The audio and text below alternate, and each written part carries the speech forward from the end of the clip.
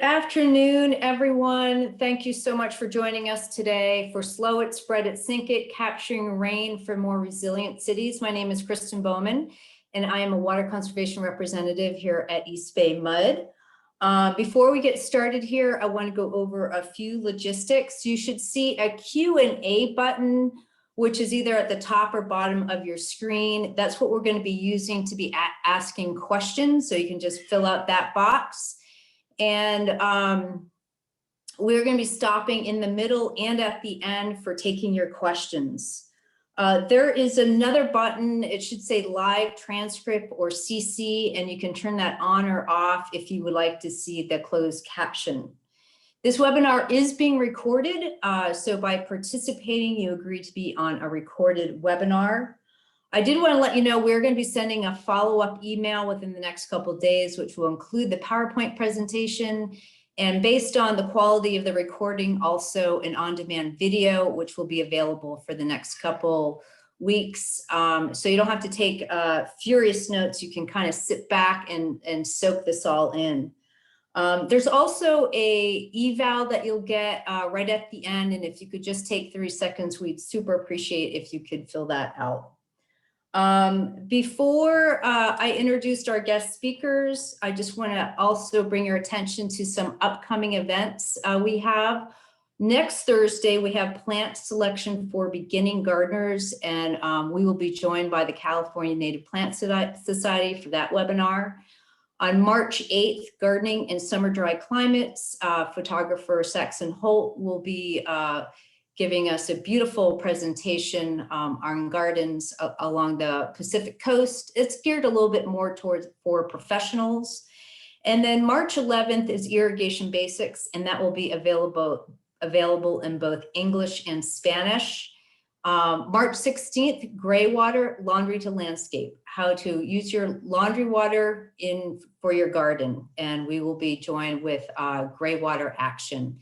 And our last one is Home Leak Detection, that also will be available in English and Spanish. All of those are available at register at EBMUD/WaterSmart, ebmud.com/WaterSmart.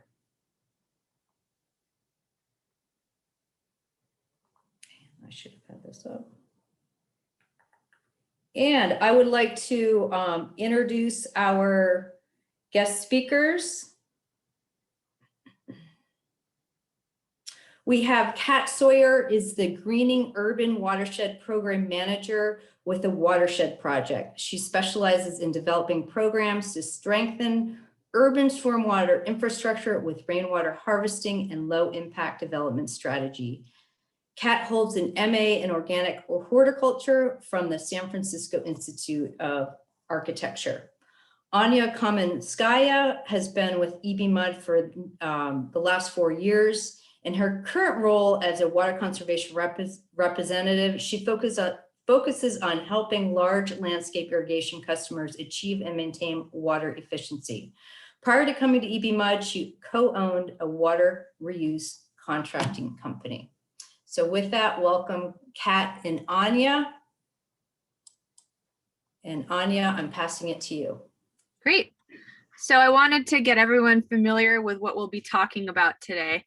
We're going to start big picture and give you guys some context about where your water comes from. So we'll cover our East Bay Mud water supply, talk about water in the context of urban areas, and also the watershed approach to gardening. Then we'll get started kind of on the meat of the presentation, which will be the benefits of harvesting rainwater, and then the technical nuts and bolts of the parts, maintenance, and construction of a rainwater harvesting system. Next, we'll move over to rain gardens, also give you an overview of what a rain garden is, talk about plants that thrive in rain gardens, and then, of course, maintenance of a rain garden system. We'll close out today by kind of discussing some green infrastructure for somewhat larger projects. And then at the very end, we'll have an in-depth Q&A. Once again, you can enter your questions at any time in the Q&A in the bottom of the screen. Let's go to the next slide here. So, oops, pardon me there. So some of you who may have joined our workshops last spring may already be familiar with this, but for those of you that are totally new, so when you turn on the tap, you've got the McCollum River coming out. And that's because we have over 90 miles of aqueducts that bring water from the McCollum River watershed, which empties into the Pardee Reservoir. And it eventually will make its way into the EBMUD service area, in which we have 3 reservoirs that collect that mountain water with also any kind of precipitation that falls on our area. Oops. And I do want to draw your attention to the fact that we all live in a watershed, and a watershed is the land that surrounds a river or another body of water. But we don't always think about this fact. So that's why I really like to use this image of, turning on the tap and a river flowing out.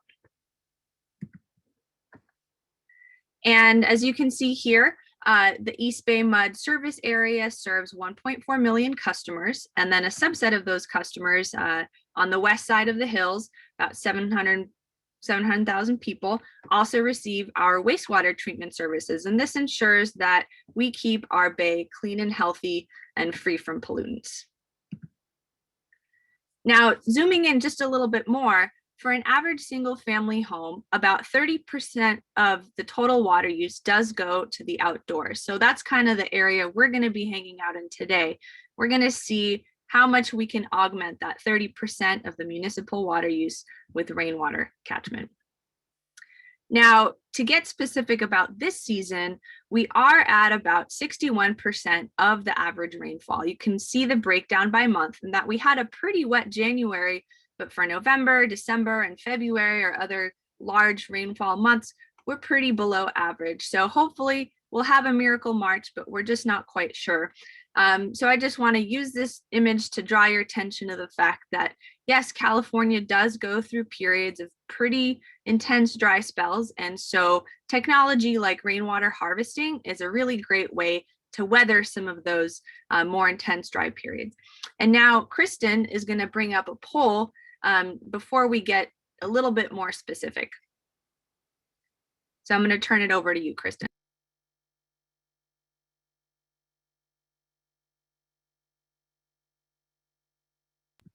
So for those of you that hopefully are seeing this poll, go ahead and vote. We've got, oh, looks like the poll was closed on accident. So maybe we can relaunch that poll. Here we go. So go ahead and take about a minute or so to answer this question. What do you see as the most important reason to harvest rainwater? We've got reduce stormwater runoff and flooding, supplement the potable water supply, replenish the water table, or filter pollutants and prevent erosion. We'll take about another 30 or 40 seconds to let you guys get your votes in here.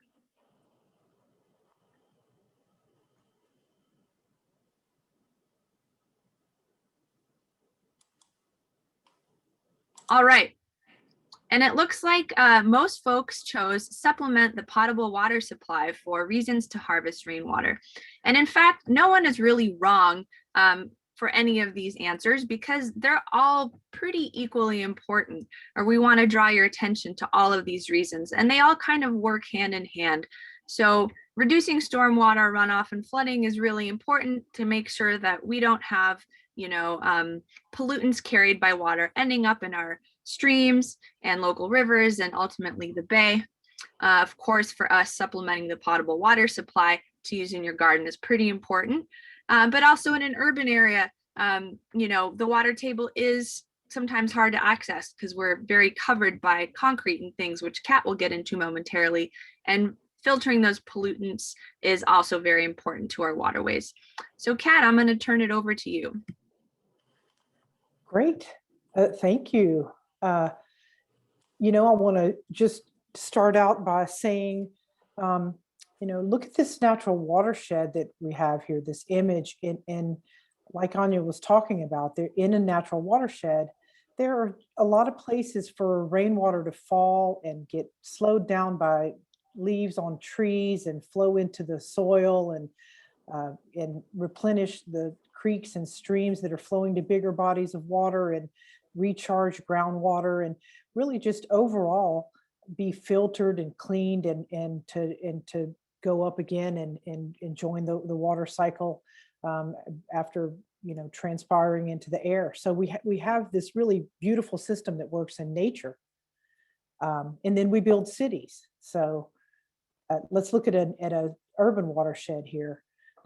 This is a beautiful city, San Francisco Bay Area, but at the same time, you can see that there are a lot of hard surfaces. There's really nowhere for rain to go and soak into the earth. It flows away really quickly, goes into pipes unseen from us. And here's a shot of the Bay Area from space, and you could almost say it's the gray area, because it shows all of the paved areas where we have our cities. So this just drives that point home again that we're a very paved. We pave our cities, and there's nowhere for that water to go. It just flows right away.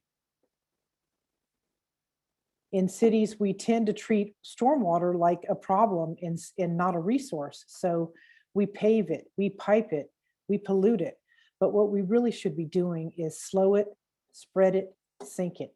So that's what we're going to talk to you about today. Here's a nice photo of gray infrastructure, pipes. And pipes are really important for moving water around. They're very efficient. It's just that green infrastructure can help to provide buffer zones. And that's what a passive infrastructure, a passive rainwater collection is right here with this green infrastructure slide. It shows how water flows into the rain garden with a curb cut, and that water is allowed to soak in and go down within 24 hours. But in the meantime, it gets filtered by the plants, the soil. And so that reduces flooding in cities and also erosion, and it provides habitat at the same time. So these are little pockets of beauty as people walk throughout the city. What we're really trying to do is help cities become sponges. So look at all of the different things that are happening on this slide here to help a city become a sponge. So you can have a green roof to slow that water down. You could put a bioswale in a parking lot and clean the water that is draining off that parking lot. You can make sure that the creeks and the wetlands are in good shape, have a lot of open spaces for rainwater to fall on, and have water efficient buildings with rainwater catchment along with that. So you can really see how important that is, so that water sinks into the earth. And what we're really wanting to do today is to empower you to be part of the solution, because there's so many problems, environmental challenges that we're facing, and it can feel overwhelming. And so that's why whenever you install a rainwater harvesting system in your home, or do a gray water system, or a downspout rain garden, something like that is a way to be a better water steward and do something where you are with what you have, and it's nice to kind of just make you feel like you could be a part of the solution. And I'll just hop into here to mention the Watershed Approach. So whether you're, after this presentation, going to be gung-ho to install your own rain barrel, rain catchment system, or create a rain garden on your property, we do want to help you think through the lens of the Watershed Approach. So that means making sure that your soil is healthy. So that's feeding all of the good bacteria and fungi and other organisms in the soil, so that the soil can be a supportive and nurturing foundation for any plants that you have in there, and so that it also can really absorb and hold the water that comes down. We also, of course, want to choose climate appropriate plants so that we don't have to water them that much. So in our area, that does look like California native plants and Mediterranean region adapted plants. And of course, in addition to the rainy seasons that we have, to carry us over through the dry, we do need efficient irrigation. So that can look like drip or hand watering. And I want to draw your attention to this beautiful California fuchsia here in the lower right-hand corner. And this fuchsia is an example of some of the native plants that you can plant in a rain garden or just any low water use garden. And it's a very beautiful plant. A lot of native plants have lovely blooms. They attract pollinators, beneficial insects. And in the case of this particular plant, you've got a late summer bloom. So you can really work with a diverse plant palette to make beautiful landscapes that are also water efficient. And I'll turn it over back to Kat. Great. So here is a shot of a really nice rainwater harvesting system in the Bayview Hunters Point neighborhood of San Francisco. This is at the Heron's Head Eco Center. Show this to just give you that idea that what we're trying to do with rainwater is to slow it and store it and reuse it. So this is a good way to just remind ourselves that we slow that water down, put it into a catchment system, and then we can reuse it later, but we're keeping it out of the stormwater system, which is really good for our infrastructure. So I'm going to stay on this slide for a moment and just talk to you a little bit about the components of a rainwater system. Let's just dig into this. Looking at this diagram here, you can see that your roof is your catchment surface, and the square foot area of your roof determines how much rainwater you can capture. Then you have your gutter, and that is sloped to the downspout. So that's your path of travel for the water. And then you have what's called a first flush diverter pipe. That's where the first rains that fall onto the roof can drain into this pipe and let that fill up first before the ball rises to the top and lets that rainwater flow into your tank. And so that's cleaner water that flows into your tank. And then you can see that the overflow is designed here to go into a planted area like a rain garden. So I want to also call your attention to the foundation of your cistern. You want to make sure that you have good structural support and also seismic support for the Bay Area. And then you have your hose outlet there, so you can access that water and plant and bring it to your plants. So this is just a really nice diagram for you to just think about all of these pieces of the system at once. So let's go to the next slide. Perfect. Want to look at this, and this is before it starts to rain, and just point out at first that you see the two bollards in the front of the cistern there.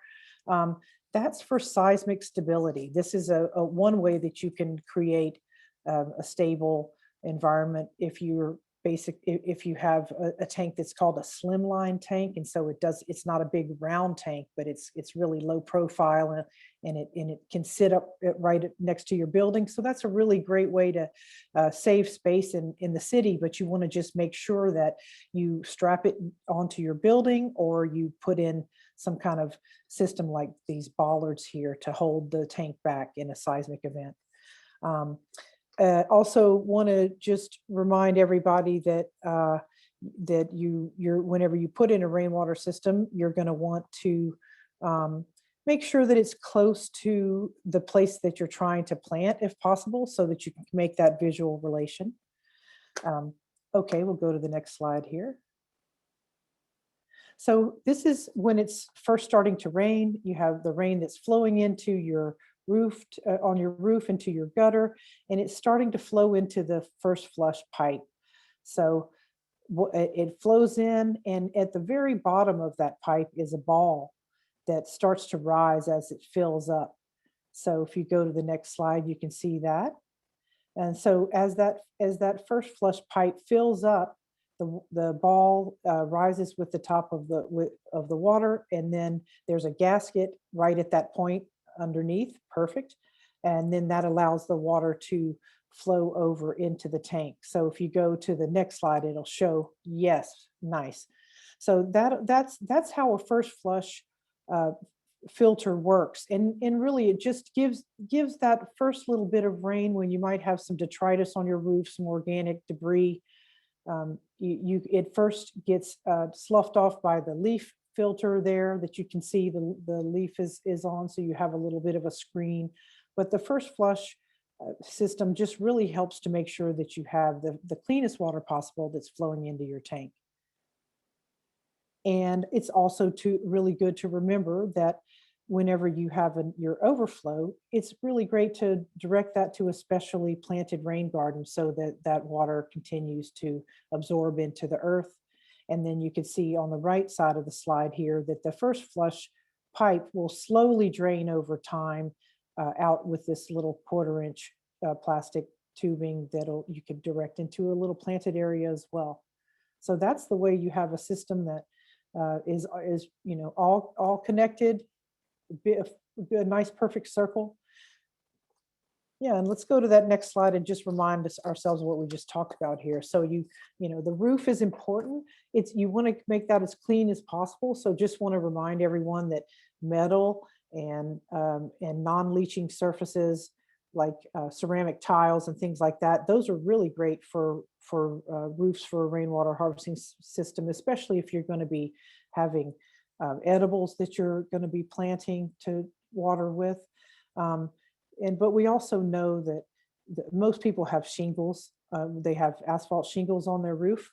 And so just when you're thinking about that, if you're not using that for fresh vegetables to water your with your rainwater, you don't have to think too much about your surface. But if you really want to be really careful, I would consider that if you have a brand new roof with you just got the roof redone, that's when it's going to be off gassing the most. So if you've had a roof that's been there for a while, it's probably done a lot of what it's going to leach out, and it'll be a little easier on you for that. Also, if you were really concerned and tried to isolate me, maybe you're capturing rain off of one of 4 downspouts on your roof, and you could kind of isolate an area, and then you could paint that area of your shingles with a food grade paint. That's just if you want to just go the extra mile and make sure everything as clean as possible. Your conveyance is your gutter to your downspout, and just want to remind everybody that if you put you could put a filter system on top of your gutter, a gutter guard that can help keep detritus and leaves and things out of your gutter, so that every little step of filtration you make is really good and important. When it comes to the cistern, just want to think about the size being balanced with how much water you really need. But ultimately in the city, space is the limiting factor. That's what everybody's going to really be thinking about, is how much space can they give up for a rainwater tank. And just also make sure that it's close to the downspout and has an easy delivery path. Talked a little bit about the other pieces there, foundation, being strong for seismic support. Just to remind everybody that, water weighs 8.6 pounds per gallon. So you really want to make sure that you either have an asphalt or concrete base underneath your tank if it's a big tank, or you could do a gravel foundation that you can do a wood surround and fill it up with 4 to 6 inches of gravel, and then it can handle that weight. We talked about the other pieces, just another piece with the plumbing. You want light tight, food grade pipes, and I think we covered everything else. So going back again to the sizing of your cistern, you're thinking about how thirsty your plants are, how much you're going to be watering. Also, how much can you really capture? So when you look at your roof, the rule of thumb is that you get 0.6 gallons per square foot of roof for 1 inch of rainfall. So that means that if you have 1,000 square foot roof and you have 1 inch of rain, that can capture 600 gallons of rainwater. Most people aren't going to even put a 600-gallon tank in. So when you think of, a nice big rain, you could fill up your tank easily in one rain. So thinking, even though the Bay Area only averages 23 inches of rain per year, and we get it in those rainy months, you could still capture a good bit of rainwater. So when you think about that 1,000 square foot roof, the equation is that you have the square footage of your roof times 0.6 gallons per square foot, and then you multiply that by your annual rainfall. So when you think about 1,000 square foot roof, it comes out to be almost 14,000 gallons of rainwater that you could capture. So that means you fill up your tank, you use the rainwater in between rains, make sure that it keeps going down, and then have that fill back up. And then at the very end of the rainy season, then you can start making sure and kind of holding on to that water a little bit. And of course, that water is not going to last the whole dry season, but it just gives us a little bit of extra that can help to conserve water and just also help you be more conscious of your rainwater use. And lastly, I just want to remind you that, when it comes down to space being the limiting factor, you got to think about how wide that garden gate is, because if you can't get the tank through the gate, you can't get it into place. So I've put a lot of rainwater systems into schools, and had some times when we had to go over a fence, and it was fun. Good times. But so you just really want to think about, how much space in your yard can you give up to a rainwater system? Because certainly you could put in a much bigger tank than you're going to want to give space to. So here's an example of a rainwater system that's connected at the top. And this is they've cut their downspout. So they've cut the downspout and redirected it to the tanks. And then the tanks are stepped down the hillside, so they're connected at the top. Oftentimes when you have multiple tanks, you connect them at the bottom so that they are daisy chained at the bottom. But this is a really nice photo of have them being connected at the top.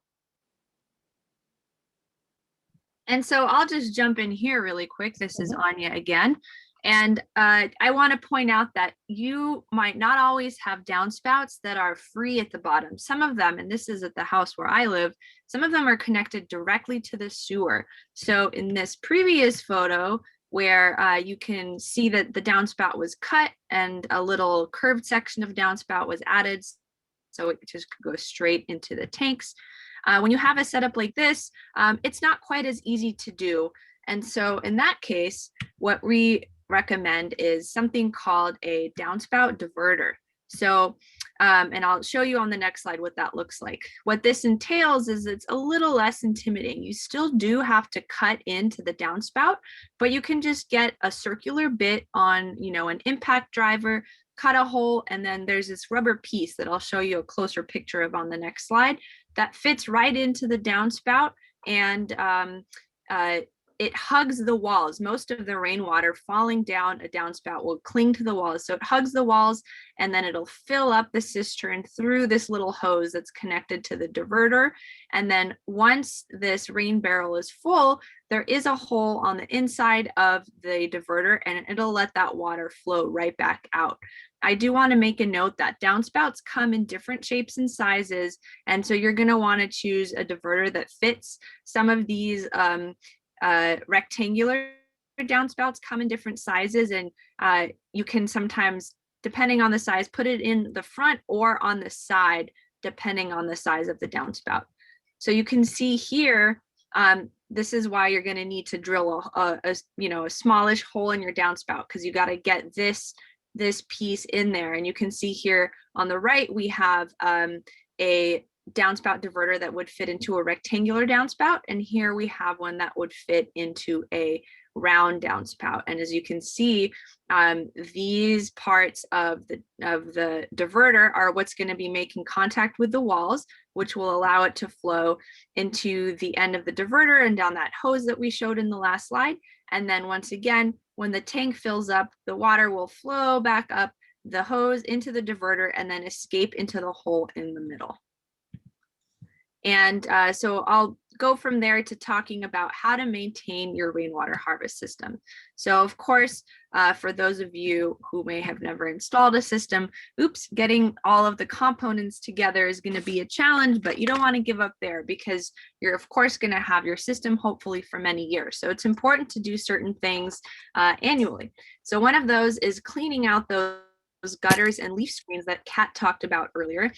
You can also put a screen on your gutter if that's accessible to you, and that can help with additional debris, removing that debris, especially if you may have, your house may be under a tree, something that's going to be dropping a lot of leaves. Another thing that's important to look at is unscrewing the bottom of the first flush, which was that vertical column right under the downspout that fills up first with the ball. That's what's catching that first dirty water. It's got bird poop coming off your roof, debris, pollen, particulate matter that's settled on there. That's all going to be in the first flush, and you want to make sure you clean it out every year. So you're going to actually unscrew the bottom of the first flush, flush it out with a hose, and then screw it back in, and that way you can keep that water draining slowly out of the first flush during the rainy season.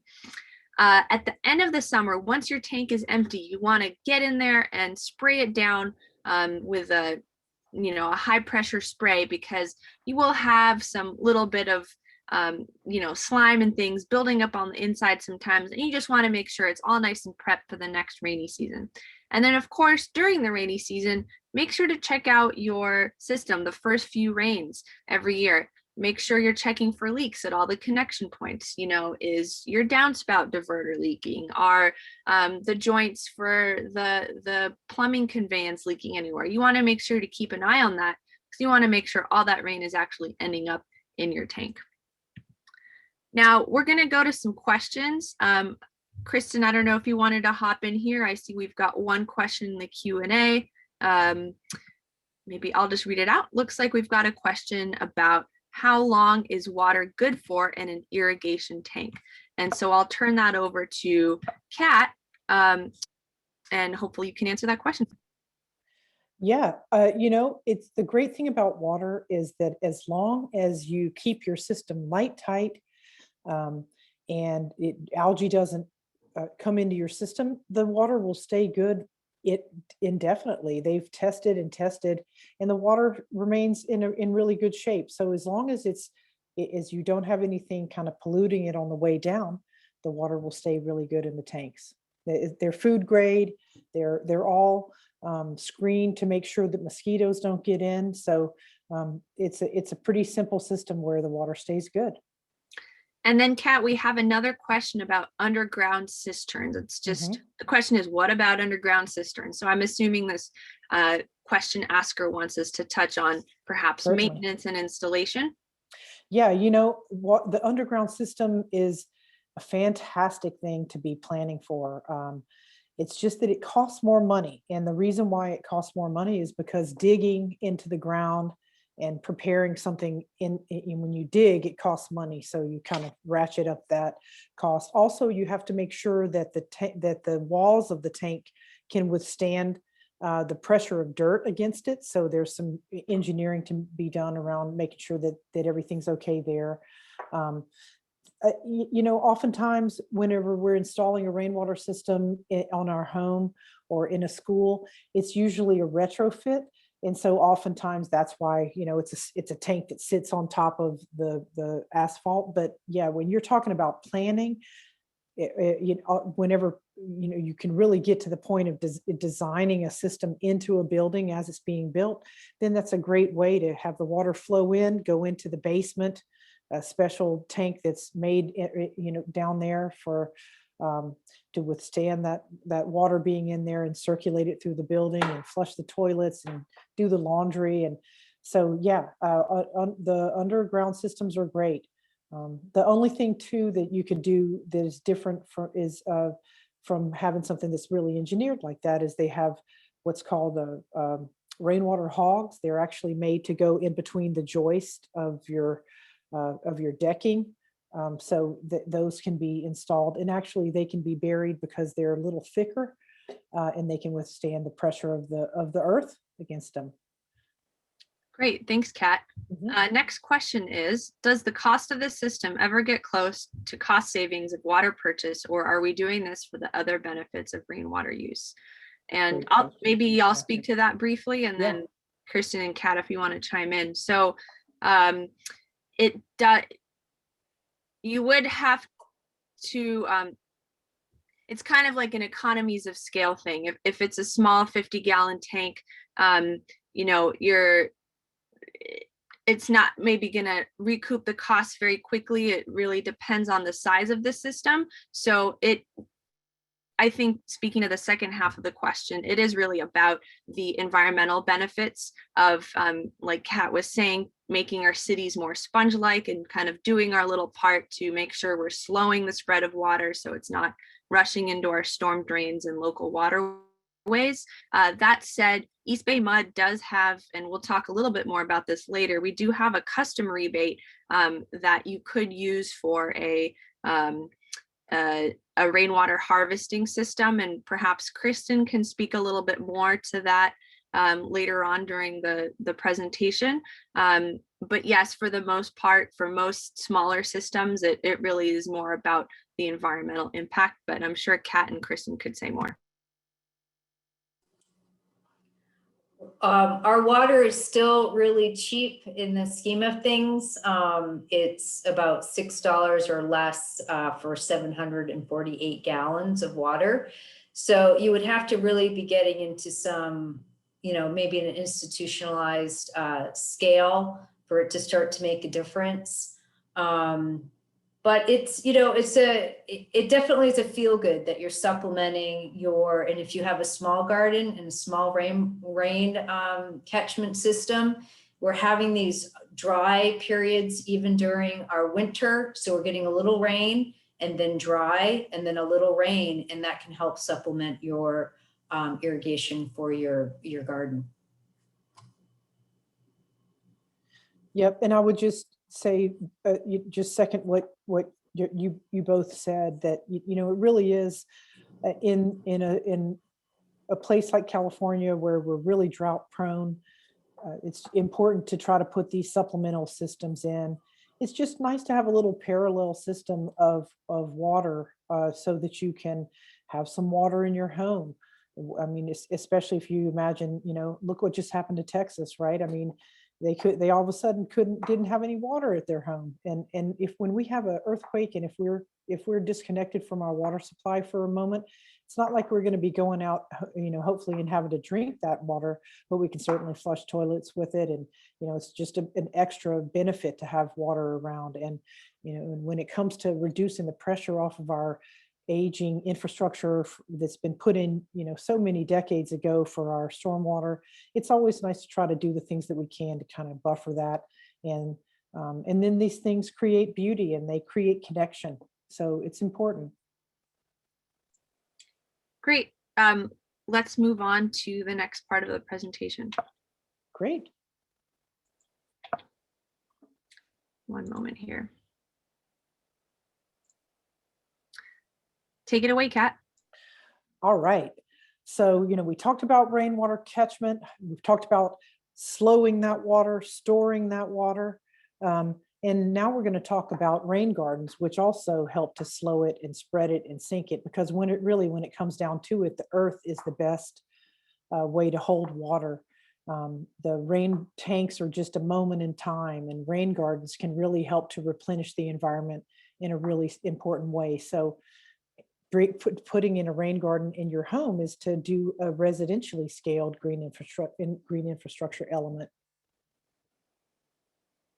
So let's stay on this slide for a bit, really look at it. Yeah, I'm going to talk about building your rain garden and the different elements of that. But, you know, first, just looking at this, you have the rains falling on the roof, and you're first capturing it in a little rain barrel, which is really nice. And then you can have that overflow from that rain barrel going into a rain garden. That's the best way to think about the whole thing. You slow that water down, have that water drain into a rain garden. And a rain garden is really just a specially designed landscape that's made to absorb the rain and hold on to it for only 24 hours or so. Just let it pond for a little bit and then be absorbed into the ground and filtered by the plants and replenish the groundwater. So when you're putting in a rain garden, the first thing you want to do is make sure that it's far enough away from your foundation that you're not going to do anything, like maybe 6 to 10 feet away from your foundation, so that you're not allowing water to soak in too close to your home. But if you determine where you want your rain garden to go, should be somewhat close to your downspout, of course. But you're thinking about looking at that area. It may already have some plants in it, so you may have to clear that area out, remove a few existing plants, take those roots out, because you're going to want to dig a reservoir for the water to flow into, and you want to have it be the ultimate pond depth should be 4 to 6 inches. So you want to dig down. You can see in this drawing here that there's a gravel layer at the bottom of the rain garden. And then you have the soil that is, you remove that soil in the ponding area and you take out the native soil, put it aside. Then you set your overflow outlet to be a little bit lower than the inlet. And you could put cobblestones at the entry and exit points. But the point is that you're trying to, you want to amend the soil a little bit so that when you put it back in to the rain garden, it allows that water to percolate. So this is just a really good diagram here showing, how a rain garden works. Let's see what the next slide is. This by, yes. So I just mentioned all these things. Just wanted to give it to you in a list, but also just speak about it so that you can really look at that visual at the same time. Also want to remind you the last point on this slide here is that the infiltration rate of soil is faster for sandy soil and slower for clay-rich soil. So if you live in the East Bay, you probably have some pretty clay-rich soil. So you're definitely going to want to remove that, dig down and take that soil out and amend it with a sandier mix of soil. They have bioswale mix, sandy soil mix that can help you for rain gardens. And then you can also make sure that when you build your rain garden, you want to make sure that water doesn't hang around and pond too long. So, if you have clay-rich soil, you may be digging a little deeper and making your rain garden a little bit bigger so that it has a little bit more time for that water to absorb into the ground. So, good. This downspout rain garden is such a great diagram because it really shows how a rain garden is kind of like a dry creek bed. Whenever it's not raining, you can have it look like this, kind of meandering within that serpentine shape, and put some pebbles in it, and it looks really cool. And then you put your rain garden plants in there, and they're native, and so they attract some pollinators, and their flowers in there. It looks really nice. So when you're planting your rain garden, just want to remind you there that you have to have that native soil mix. You want to always keep that native soil, but you just you amend it and then add it back into your reservoir.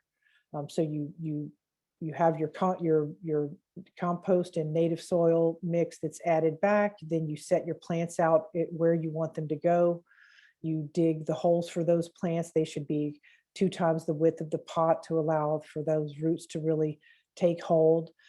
You do what's called spot composting, where you put a little compost, a handful, in the bottom of the hole. And when you install the plant, you want to make sure that the crown is about 1/2 inch above the soil, because you don't want your plant to be sitting too low in the rain garden where it could get, kind of root rot. You want that root ball to be just a little bit prone on the soil, and then you want to make sure that you pack it in. You want to put it in, but kind of press your hands around it to make sure that it's really set in well, and then water it before you go away make sure to put some water in there.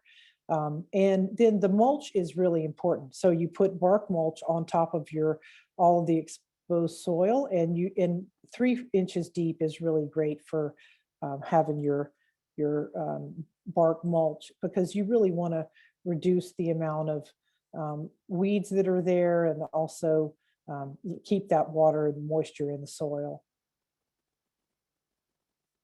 So I'll hop in here briefly. Wanted to talk a little bit about the plants in the rain garden. So I like to think of it like a 3-layer cake. You've got your bottom of the rain garden, and that's where, as you can imagine, the water is going to hang out the longest, especially in the clay soil, like Kat mentioned, that we have here in the East Bay. So you want plants that can really handle water. And those plants tend to be grasses and rushes. They don't mind having wet roots for a long time. You can kind of think of it like an area where in nature, water is just going to collect for a long time and stay there. What kind of plants are you going to see there? Grasses and rushes. And then you've got your mid slope, or the mid layer of the cake. And there you're going to have riparian plants. So plants that like to grow around rivers and creeks. And of course, California's got plenty of those to choose from. Those are plants that in nature seasonally, when the creek levels are high, their roots are wet. And then in the drier seasons, just like what will happen in your rain garden, that water will dry up. So they have a seasonal influx of water. They're not standing in water all the time. And then the top level, or berm, of the rain garden, or the top of the cake, if you will, that's where you've got your showy, pollinator attracting beautiful plants. So here you really want to focus on, if aesthetics are your thing, making sure you've got blooms for the entire dry season. And so we're really lucky we have so many different kinds of plants to choose from that bloom in the early, mid, and late summer. And in addition to colors, I mentioned, you are going to be creating more habitat. You're going to be attracting pollinators, insects and birds and things, maybe even bats. And that's just going to increase the biodiversity of your backyard. And so we do want to go into, for all you plant nerds out there, we've got some examples that you can use. For the bottom of the rain garden, there's those sedges and rushes that we mentioned that you can plant. For that mid slope, for those riparian plants, we've got a couple of plants that can kind of get you started there. And then for those more showy plants on the top of the berm that aren't really going to be inundated with water, you've got all these beautiful plants like the monkey flower, the ceanothus, and the fuchsia that are known for their beautiful blooms. And as Kristen mentioned earlier, you will also be able to see this in a PDF later. And another great resource, which we'll also link in the email, is called Calscape. It's calscape.org, and it is a compendium of native plants that can be a really helpful resource for when you're choosing what plants to pick out for your rain garden. Back to Kat. Awesome. So here is an example of a rain garden that the Watershed Project put in along the Richmond Greenway at 19th Street. So if you're ever in that area of Unity Park, this is, there's a couple of rain gardens we put in there. And what that did is it takes the water that's coming in from the street, you can see right there where it says 19th Street, Richmond, it's going down to kind of show the side curb of the street. Your street is always crowned so that the water flows over to the edges. So we have those drains that come in from the edges of the street, and we're capturing that water, slowing it down, and just trying to hold it in there and clean it before it makes its way into the piping that goes underneath the greenway. Here's a nice example too of a street side rain garden in El Cerrito. And you can see here, you can see those gray rushes are right there in the front and all over these street side rain gardens. And you can also see that the water flows in from the sidewalk and the street. So the street side has that grate, you can see the grate on the right side, and then you can see the curb cuts there at the sidewalk level. So this does a great job of capturing the rainwater, cleaning it, letting it infiltrate, holding it back from the sewer system, and then also creating this really nice habitat that makes a city more livable and more vibrant. And here is an example of a rain garden, kind of a bio retention planter here in San Francisco. This is in the Mission District, Valencia Street and Mission. And you can see that they have the little cuts for the water to flow into. There's that juncus again, and all that you'll always see that because it does so well and does such a great job of letting the water filter down in. And you can imagine too, as these plants grow and their roots dig in, that allows that water to flow in even better over time. But you can also see in the front here, there's someone threw in a drink container. And just a reminder that this is infrastructure. It's not pipes, but it also requires consistent maintenance in order for it to work well. You have to make sure that everything's able to flow in, and you weed that and remove the trash, and so it's not like a landscape is just important, as important to maintain in that level, because, or even more in so many ways, because pipes don't need that much attention, but green infrastructure requires consistent maintenance, and so it's a commitment that you make. So we're talking about rain gardens and bioswales. Oh my. And we've talked about having a rain garden at your home, being the residential scale. And when it comes to things like bioswales, that can often be something that's more of a municipal scaled green infrastructure. So again, reminder that these help cities to mimic the functions of a natural watershed. Let that water soak in like a sponge, and we're directing that runoff into these landscapes because they're specially designed to let the water percolate into the earth and slow it, spread it, sink it.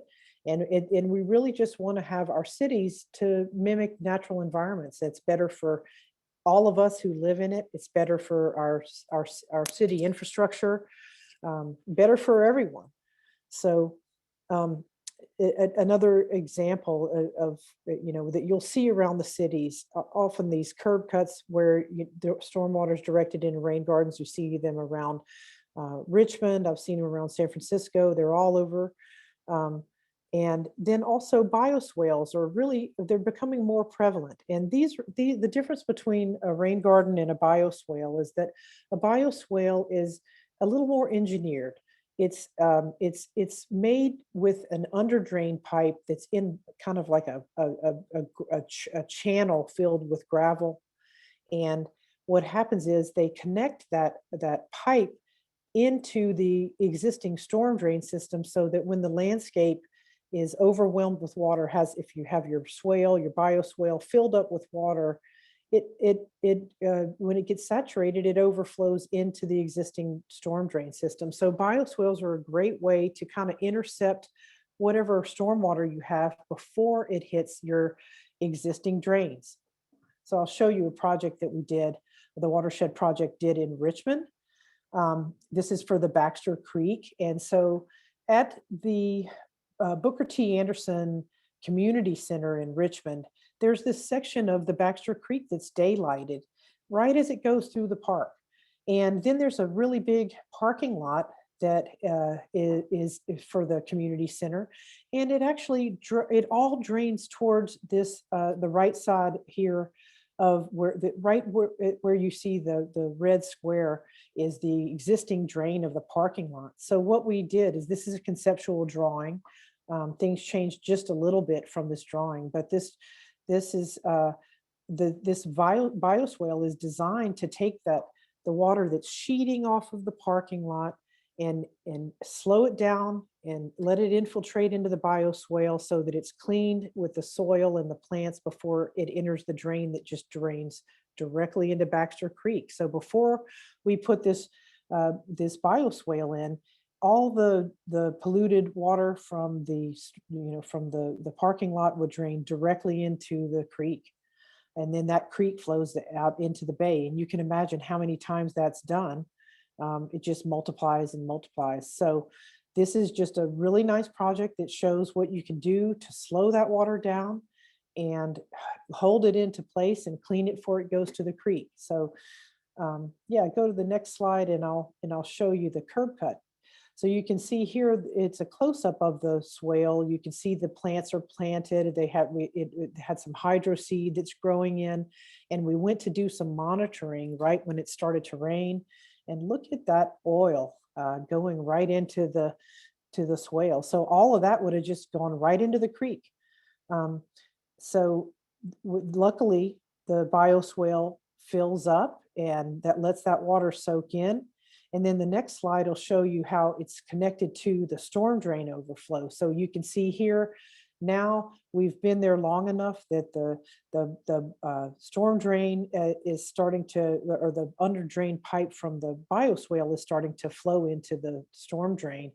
So we waited long enough, let it rain and rain and rain till finally the bioswale was saturated and had enough.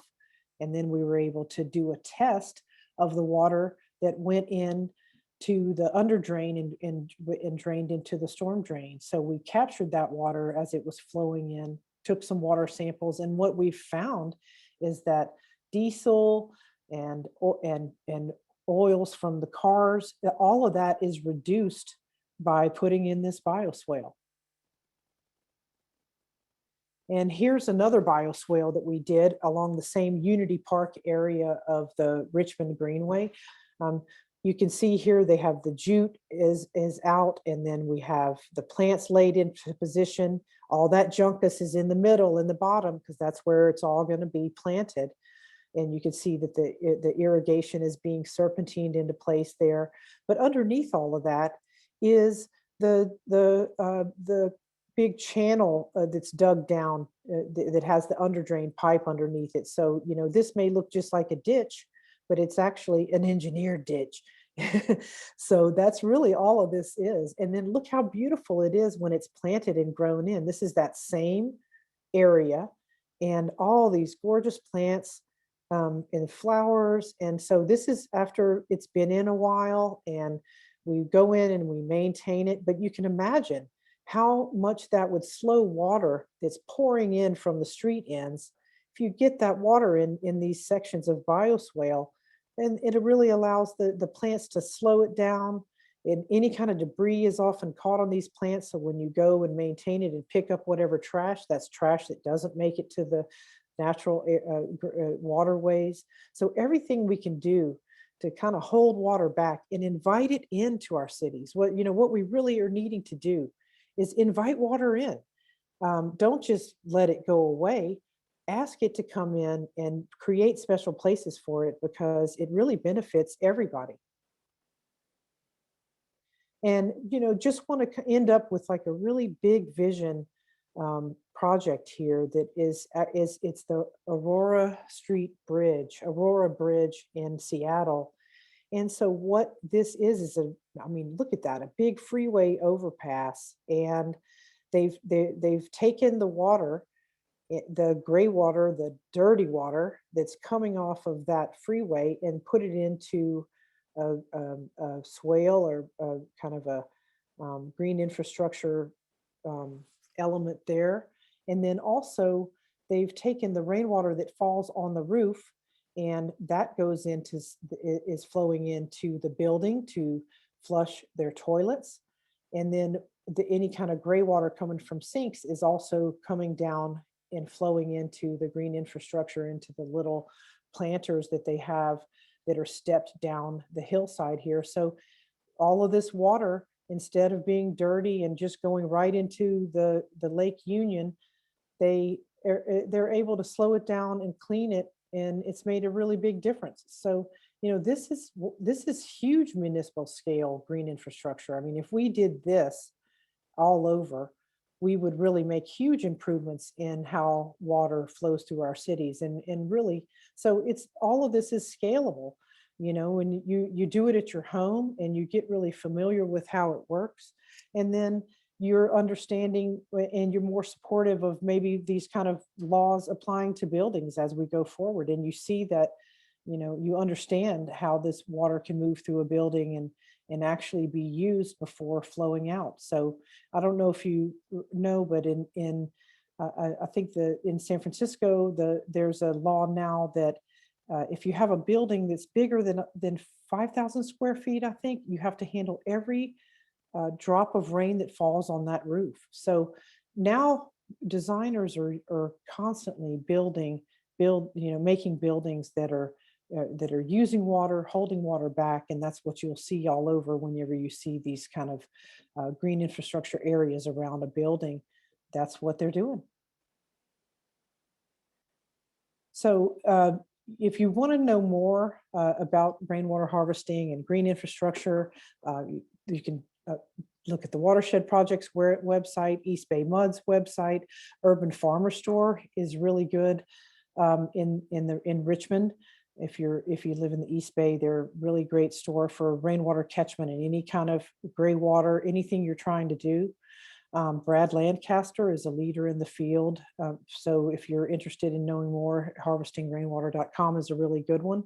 The PUC in San Francisco also has some really good kind of manuals that are in PDF form that you can look at or download. And we also have a YouTube channel, the Watershed Project. So if you're interested, check that out. But yeah, we invite you to learn more. Thanks, Kat. And I wanted to briefly touch on EBMUD's landscape rebates. So for those of you that may currently have a lawn that you want to convert to a rain garden, we do offer a rebate for both residential and multifamily properties. You get 75 cents a square foot. And yeah, we definitely encourage everyone to apply for that rebate. You definitely want to apply before you start your project because we don't do them retroactively. We want to work with you to make sure you've got good plant selection and best practices. And as I mentioned earlier, we also do have a custom rebate if you wanted to potentially rebate a larger rainwater harvesting project, and be sure to reach out to us via email if that's something you want to do. I'll quickly give us a summary because I know we've shot a lot of information out at you. Just so to recap, recall that our water from EBMUD comes from the McCallum watershed, ends up in the McCallum River, and that eventually goes through the Pardee Dam, through 90 miles of aqueducts to the East Bay reservoirs. And California, we live in an area that has extreme cycles of wet and dry that are only going to get more intense. And so we really want to focus on making our cities act more like sponges so that water can soak into the soil or get temporarily stored in these catchment systems in the wet parts of the year to prepare us for those dry seasons. And rainwater harvesting creates those storage opportunities in your immediate urban area, as well as rain gardens do it. Rain gardens allow that water to be stored in the soil and in the plants.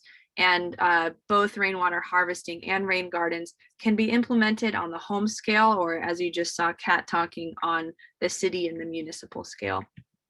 And now it's time for some questions. So looks like we've got 3 more here since our earlier question section. So the first one, have you ever heard of natural swimming pools or ponds with their own eco-purifying systems? And if so, what did you think about them? Kat, maybe you can quickly address this one. I'm a lap swimmer, so I love this. I love this idea. I've definitely seen them. I've never experienced it. I would love to. So yeah, if anyone out there has one, chime in, let us know. Great. We've got another question about downspout. So it looks like for one attendee, their main downspout on their house drains into a concrete driveway. They're wondering if they could move it to drain in the backyard. The house abuts a creek, and there has been terrible flooding in the garage at times. So I don't know if Kat, if you can speak to that. Oh, wow. Ream Creek, we've actually done a really big project with Ream Creek. You should check out the Watershed Project's website. We did the story of Ream Creek. We actually went out and talked to a lot of people who live in that area to try to find out their stories about flooding. So we'd love to talk more to you about that. And what I would like to say about the redirecting your downspout is just, that's a great idea to try to redirect it. But you also want to be aware that when they put gutters on your house, they actually slope them towards the downspout. So you have to, it's a bigger job than you may think to change the direction of your downspout, because it could be that it's built into the system that everything's flowing in that direction. So if you have the means to kind of get a professional there, you could definitely maybe have them reslope it and work on directing it to a different part of your house. But yep, see, that's what happens with the rainwater catchment. You start to really look at it, and all of a sudden you notice where your downspouts are. And then you start to take a walk when it's raining, and you look and see that everybody's downspout is flowing right onto the ground, and we're losing all this water, so we get more tuned in whenever we start really thinking about this. Great, thanks, Kat. Quick question about plant lists, whether they'll be available. And yes, so we will be sending in the next few days a PDF of this presentation, and our starter plant list that was on one of our slides in the middle of presentation will be included. If you also go to ebmud.com/watersmart, we have tons of plant lists there. And a lot of, we only feature native and Mediterranean adapted plants. And so a lot of those plants can also be used in rain gardens. Next question for you, Kat. Can smaller scale projects such as single family homes use the rainwater redirection to flush toilets? Oh, yes, that's fantastic. Thanks for the question. But I would only say that requires a professional plumber to come in. So, it's not the kind of thing that you want to try to do yourself. There's certain things that trigger a permit, and when you start altering your plumbing, that's when, the building department wants to make sure everything's okay. So yes, indeed, it can definitely be used to flush toilets, and should. But anytime you either add a pump to your system, and you can imagine this, when a system gets too big, too complex, then all of a sudden it's going to trigger a permit. So if you keep it really simple and you're just kind of doing it yourself, that's one thing. But when you're looking at flushing toilets, pull in a designer, you're gonna be having that be going through the permitting process. But I definitely encourage it. Great. And Kat, should folks be concerned about homes that are downslope from a rain garden?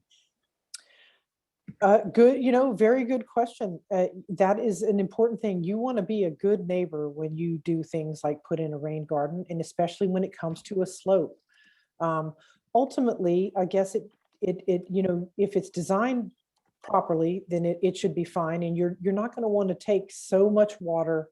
You're not trying to manage too much water, with this one piece. So you want to look at your existing condition. Is your existing condition that the downspout was already just dumping onto the ground, and it was running down the slope anyway, and kind of eroding and creating, a big cut in the land that went down to the neighbor's yard. It could be that the rain garden could improve that.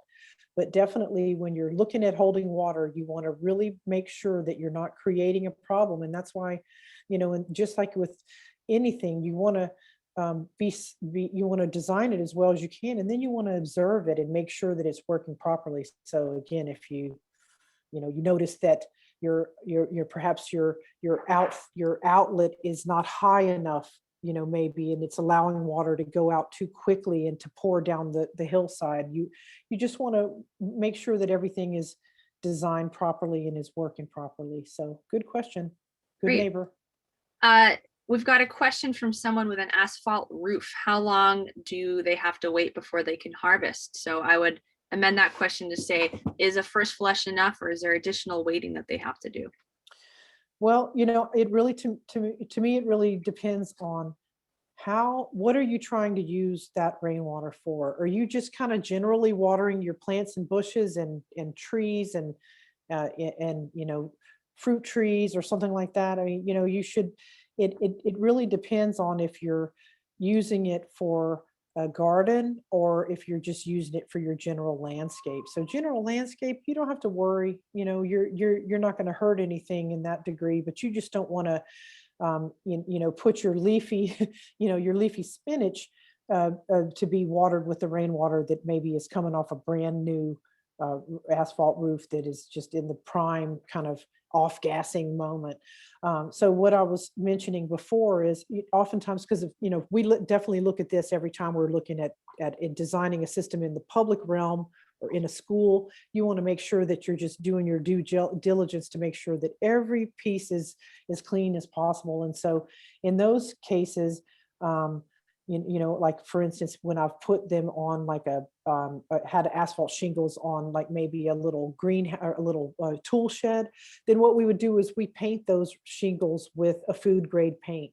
And that's something that then all of a sudden you've kind of taken that piece, you've taken that worry away and you've addressed that. So just think about, how much water, is your downspout, do you have one on each corner of the building and it's only the back part of your house that's draining? And could you imagine doing a food grade paint on that? Or would you want to, or are you just, you're not going to send your rainwater to the leafy greens and you're just going to water more generally with it? So think about it that way. Great, Kat. We've got one more question for you, and then I've got a question for Kristen. So for the larger bioswale municipal project, someone's asking, are these projects contractor funded or are those volunteering opportunities? Well, they're both. So if you'd like to volunteer, please get in touch with me, Kat, at the Watershed Project. One of these days, we'll get back to doing more hands-on volunteerism. So what we normally do when we put in a bioswale is it's always probably funded by a grant. And then we hire a contractor, and then the contractor comes and does the heavy lifting. They do the digging and the grading. I mean, you can imagine, how hard that is. You got to have machinery, and so you get in and you do all of the big construction pieces with a contractor and get all the soil in and amended so that it's ready to be planted. And then oftentimes that's when we'll have groups of volunteers come in and help with planting, because that's always fun. We can do that together with people, and then they learn about it in a hands-on way. Great. And Kristen, we've got an attendee who's wondering, they missed one of the first webinars we had the other week. Is there a way for them to get that recording? Yes, I can send them the recording, and maybe they just put that in their eval, but I did make a note, Sylvia, that you're interested in those materials, so I'll send those along. Great. Kristen, I'm going to turn it over to you. Well, we want to thank everyone so much for joining us today, and really good questions. Excellent presentation, Kat and Anya. Thank you for all your information and expertise. You will receive an eval, just 4 questions. If you wouldn't mind taking a second to fill that out, would be super helpful. And also, please join us next week at 1 o'clock for planting for beginners, plant selection for beginners.